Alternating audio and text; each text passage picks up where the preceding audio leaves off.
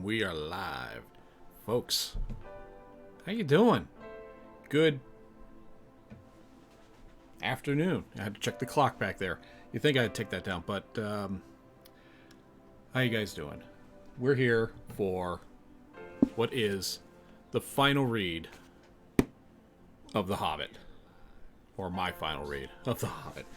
Guys, this has been a great journey for myself. This is a great way to keep some kind of mental stability going, even though that's obviously not been too good.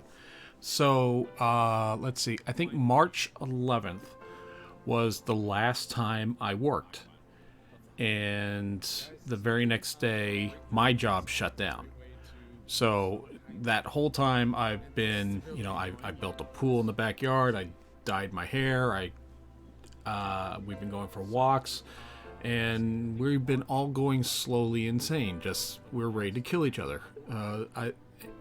And here we are, early June. A lot of places are starting to open up. It's great. Shops are opening up. Gods and Monsters here in Orlando, a great comic book toy game shop, is opening pretty soon.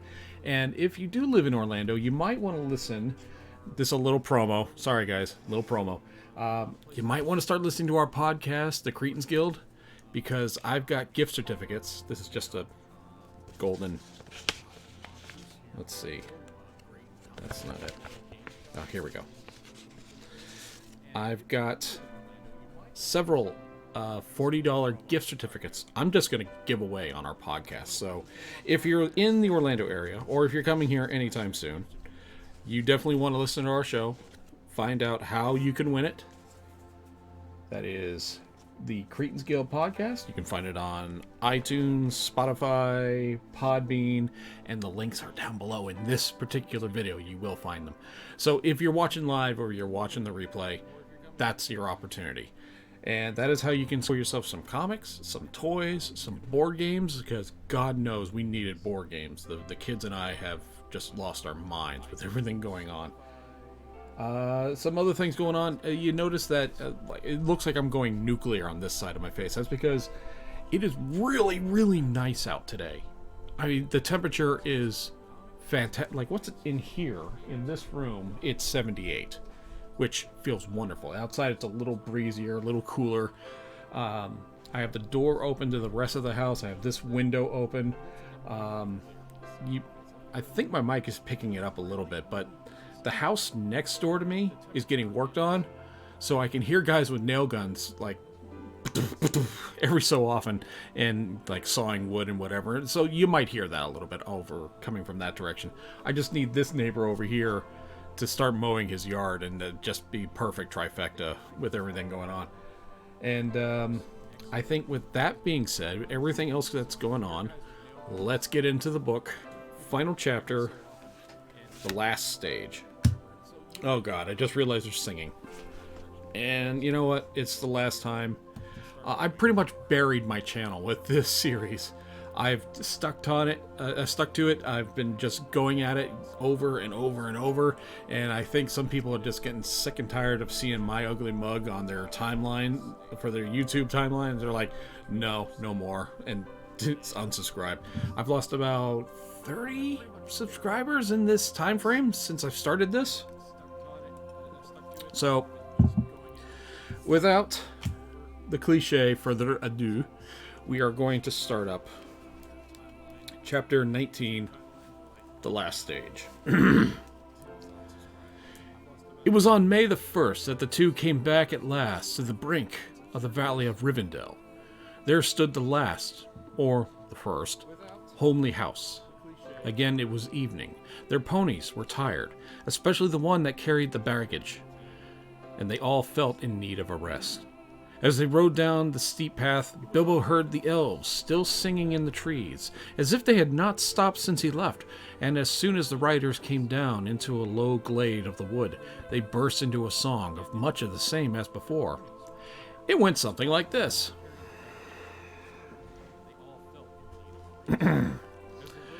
The dragon is withered, his bones are now crumbled, his armor is shivered, his splendor is humbled.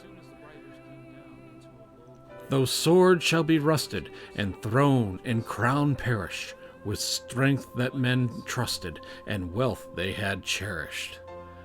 Here grass is still growing, and leaves are yet swinging, the white water flowing, and elves are still singing. Come, tra-la-la-la-lay, come back to the valley. I didn't write this, I'm just reading it. You know what? I'm hearing this, the music with the hammering is just perfect. I'm actually going to advance this music a little bit. Maybe to something that doesn't have some lyrics in it. Sure, there we go. That sounds good. Okay. Back to my singing, which I'm not actually singing, I'm talking. The stars are far brighter than gems without measure. The moon is far whiter than silver in treasure. The fire is more shining, on hearth is the gloaming, than gold won by mining, so why go a-roaming?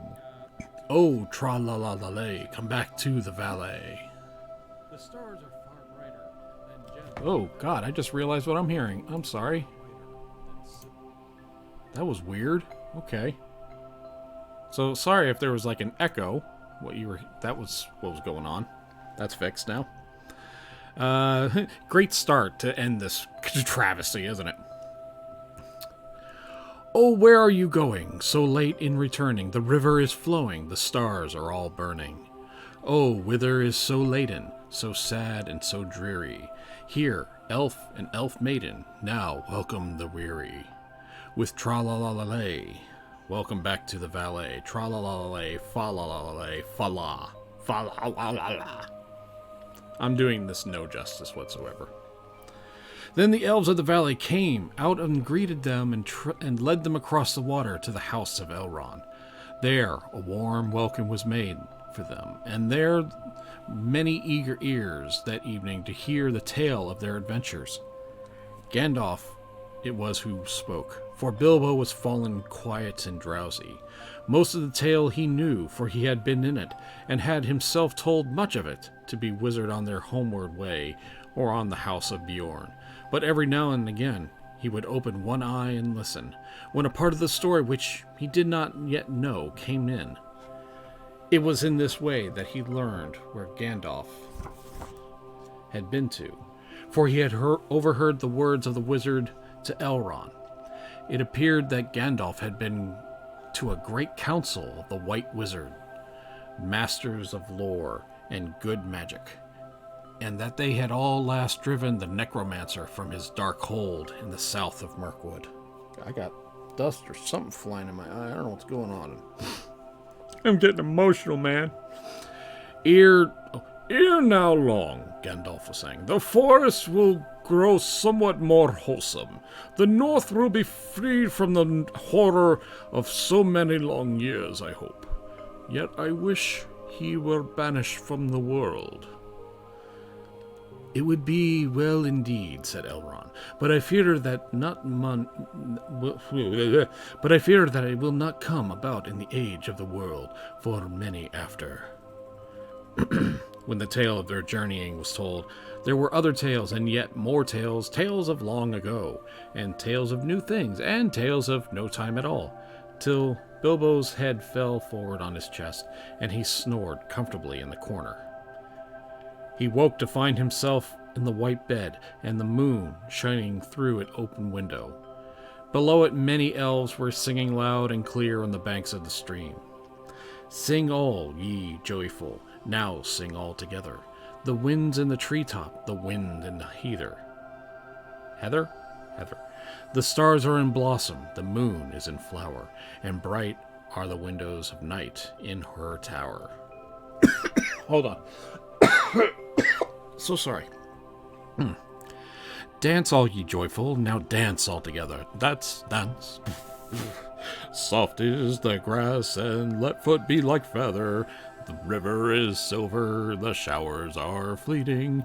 Merry is Maytime, and merry is our meeting. Together we now sing softly, and dream let us weave, Wind him in slumber, and there let us leave. The wanderer sleepeth, now soft be his pillow, lullaby, lullaby, alder and willow. Sigh no more pine, till the wind of the morn. Fall moon, dark be the land, hush, hush, oak, ash, and thorn. Hush be all water, till dawn is at hand. Well, merry people, said Bilbo, looking out. What time by noon is this? Your lullaby would be waken a drunken goblin, yet I thank you. And your snores would awaken a stone dragon, yet we thank you, they answered with laughter. It is drawing towards dawn, and you have slept now till the night's beginning. Tomorrow, perhaps, you will be cured of weariness. A little sleep does a great cure in the house of Elrond, said he, but I will take all the care I can get. A second good night, fair friends, and that he went back to bed and slept till morning. Weariness fell from him soon in that house, and he had many a merry jest and a dance early and late, with the elves of the valley. Yet even the place that he could not delay him now, yet even that place could not long delay him now, and he thought always of his own home. After a week, therefore, he said farewell to Elrond, and giving him small gifts that he would accept, he rode away with Gandalf. Even as they left the valley, the sky darkened in the west before them, and the wind and rain came up to meet them. Merry is May time. Wouldn't it be May is merry time? Said Bilbo, and the rain as the rain beat into his face. But our back is to the legends, we are coming home. I suppose this is the first taste of it. There is a long road yet, said Gandalf. But it is the last road, said Bilbo.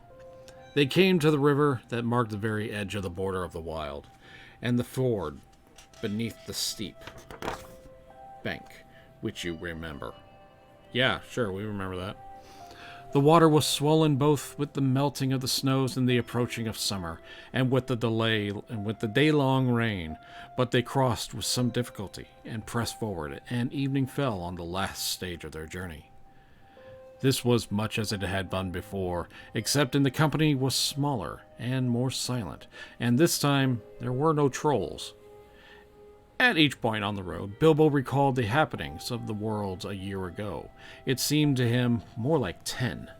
So that, of course, he quickly noted the place where the pony had fallen into the river, and they had turned aside all their nasty adventure with Tom, Bert, and Bill. Bill? Oh, William. Okay. Not far from the road, they found the gold of the trolls, which they had buried, and still hidden and untouched. I have enough to last me my time, said Bilbo, when they had dug it up. You had better take this, Gandalf. I dare you find a use for it. Indeed I can, said the wizard, but share and share alike. You may find you have more need than you expect. So they put the gold in the bags and slung them in the ponies. On the ponies. In the ponies. That would hurt the frickin' animals, wouldn't it?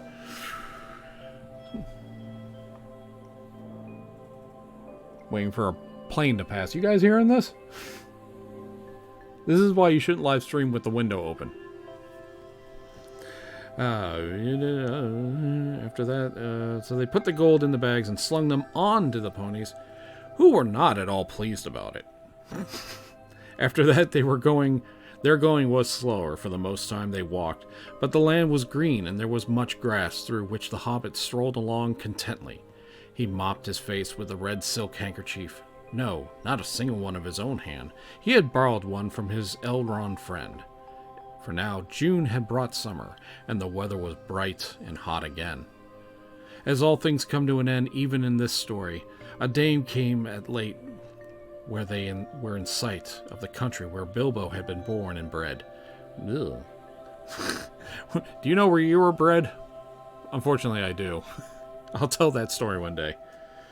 Where the shapes of the land of the trees were known to him as his own hands and toes.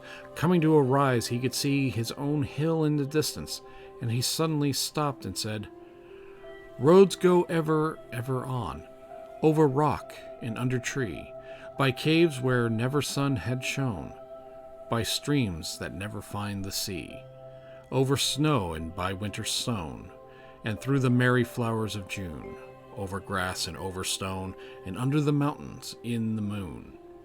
Roads go ever on and on, under cloud and under star, yet feet that wander have gone, turn at last to home afar. Eyes that fire and sword have seen, and horrors in the hall of stone, look at last on meadows green, and trees and hills they have known. My phone's going off. Make sure it's not an emergency. I don't think so. I'm going to put you over there for the moment. Gandalf looked at him. "My dear Bilbo," he said, "something is the matter with you. You are not the hobbit that you were." And so they crossed the bridge and passed the mill by the river and came back to where Bilbo's own door. "Bless me, what's going on?" he cried. There was a great commotion, and people of all sorts, respectable and unrespectable, were thick around the door, and many were going in and out, not even wiping their feet on the mat, as Bilbo noticed with annoyance. If he was surprised, they were more surprised still. He had arrived back in the middle of an auction. There was a large notice in black and red hung on the gate, stating that on June the 22nd, Grubb and Burrows would sell by auction the effects of the late Bilbo Baggins Esquire of Bag End, Underhill, Hobbiton. Sale to commence at 10 o'clock sharp. It was now nearly lunchtime, and most of the things had already been sold, for various prices, from next to nothing to old songs, as in the usual at auctions. Bilbo's cousins, the Saxville Bagginses, were in fact busy measuring his rooms to see if their own furniture would fit. In short, Bilbo was presumed dead, and not everybody that said so was sorry to find his presumption wrong. The return of Mr. Bilbo Baggins created quite a disturbance, both under the hill and over the hill, and across the water. It was a great deal more than a 9-day wander. The legal bother, indeed, lasted for years. It was quite a long time before Mr. Baggins was in fact admitted to be alive again. The people who had gotten especially good bargains at the sale took a deal of convincing. In the end, to save time, Bilbo had to buy back quite a lot of his own furniture. Many of his silver spoons mysteriously disappeared, and they were never accounted for. Personally, he suspected the Saxville Bagginses. On their side, they had never admitted that they returned Baggins was genuine, and they were not friendly terms with Bilbo after all. They even really wanted to live in his nice hobbit hole so very much. Indeed, Bilbo found that he had lost more than spoons. He had lost his reputation. It was true that after he remained an elf friend, and had honors of dwarves, wizard, and such folk as ever that passed by, but he was no longer quite respectable. He was in fact held by all the hobbits in their neighborhood to be strange, except by his nephews and nieces on the Took side. They even were not encouraged, but even they were not encouraged in their friendship by the elders.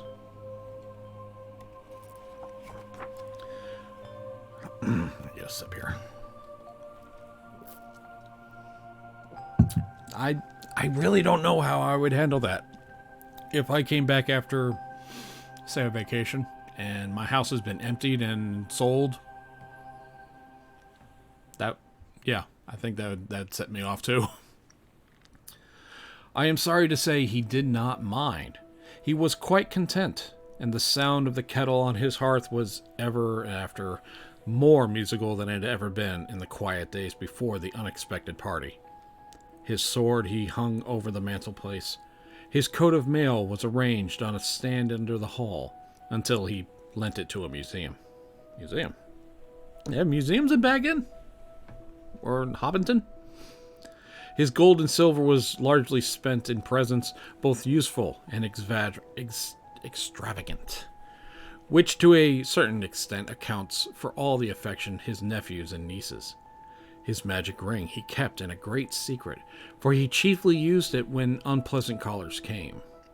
he took to writing poetry and visiting the elves, and though many shook their heads and touched their foreheads and said, "Poor old Baggins," and thought few believed any of his tales, he remained very happy to the end of his days, and those were extraordinarily long. One autumn evening, some years after Bilbo was sitting in his study writing his memoirs, he thought of calling them There and Back Again, a Hobbit's Holiday. When there was a ring at the door, it was Gandalf and a dwarf was actually Balin. Come in, said Bilbo, and soon they were settled in chairs by the fire.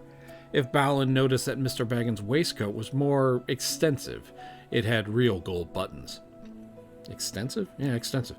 Bilbo also noted that Balin's beard was several inches longer, and his jewel belt was that of great magnificence. They fell to talking of their times together, of course, and Bilbo asked how things were going in the lands of the mountain. It seemed they were going very well. Bard had rebuilt the town of Dale, and men had gathered to him from the lake, from south and from the west, and all the valley had become tilled again and rich, and the desolation that was now filled with birds and blossoms in spring, and fruit feasting in autumn. And Lake Town was refounded and was more prosperous than ever. They rebuilt the town on the lake? Why? Okay. And much wealth went up and down the running river, and there was a friendship in those parts between elves and dwarves and men. The old master came to a bad end. The old master had come to a bad end. Bard had given him much gold for the help of the lake people, but being of the kind that easily catches such disease, he fell under the dragon's sickness, and took most of the gold and fled with it, and died of starvation in the waste, deserted by his companions. The new master is a wiser kind, said Balin, and very popular, for of course he gets most of the credit for the present prosperity. They are making songs which I say in his day, the rivers run with gold. Then the prophecies of old songs have turned out to be true, after a fashion, said Bilbo. Of course, said Gandalf, and why should they not be proven true? Surely you don't disbelieve the prophecies because you had a hand in bringing them about yourself. You don't really suppose, do you, that all your adventures and escapes were managed by mere luck, just for your sole benefit? You are a very fine person, Mr. Baggins, and I am very fond of you, but you are only quite a little fellow in the wide world after all. Thank goodness, said Bilbo, laughing, and handed him the tobacco jar. And I think, yep, there's our map of their trek from, let me see now. Well, this doesn't have the whole thing, but it's got a good portion. Like, Bag End, the Hobbiton is like over here, and then it shows them going to Elrond, Rivendell, going over the river through the forest to the Lonely Mountain. And yeah, that's it. Guys, that is going to do it. This is over. Thank you so much if you chimed in, watched, did anything. I've met quite a number of people who have caught the live show, and if you have for some reason just are watching a replay, go ahead and leave a comment. Go ahead and leave a like as well. That's really helpful to me. It makes me feel better about everything I've done. Guys, again, thank you so much for tuning in. This was fun. This was enjoyable. I remember so much about this book that I had forgotten, and it's one of my favorite tales of all time. Now, what's next? Next is we get the hell out of this house. I have been stuck in here for 8 weeks. I have left to go to the grocery store, and that's it. I need to go out. So I think the family and I were planning on doing something outdoors in nature and do something and like do the whole social distancing and everything, but going out, getting some fresh air, even though it's really nice outside. I might jump in the pool that we built. It's warm enough for it. Guys, again, thank you so much for tuning in. I hope you liked it. Like I said, go ahead, like, subscribe, and keep an eye out for our podcasts. Again, the links are down below. You can check it out for yourself. We got things coming up down the stream. Thank you so much. Adieu.